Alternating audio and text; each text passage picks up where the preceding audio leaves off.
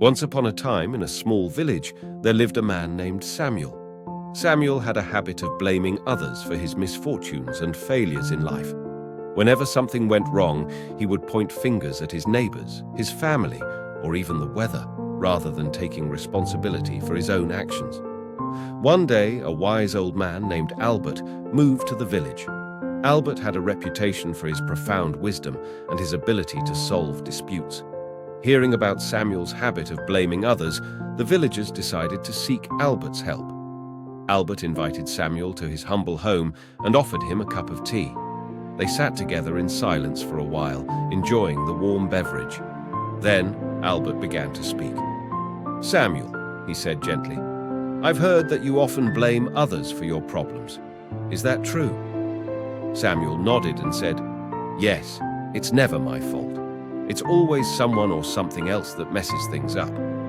Albert smiled knowingly and continued, "Let me tell you a story. Once, there was a farmer who planted a field of wheat. He was waiting to his crops to give result, but one day, a storm came and destroyed his entire harvest.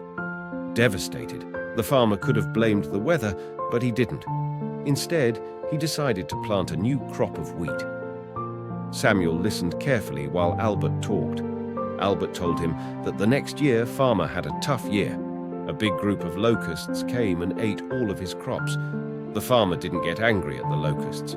Once again, the farmer's hard work seemed in vain. Yet, he didn't blame the locusts. He replanted his fields. Albert paused and looked directly into Samuel's eyes. "Samuel, life is full of storms and locusts. It's easy to blame them for our troubles." But the wise farmer knew that blaming external factors wouldn't yield a harvest. He persevered and took responsibility for his own success. Samuel realized the depth of the lesson and felt a sense of humility wash over him. He thanked Albert for his wisdom and left his home with a newfound understanding. Over time, Samuel began to change. He stopped blaming others for his problems and started taking responsibility for his choices. He worked hard, learned from his mistakes, and gradually, his life improved. The villagers noticed the transformation in Samuel and admired his newfound maturity.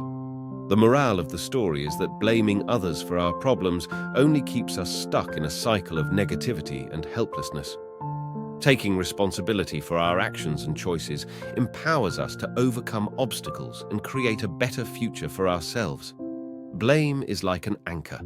Letting it go allows us to move towards success and happiness.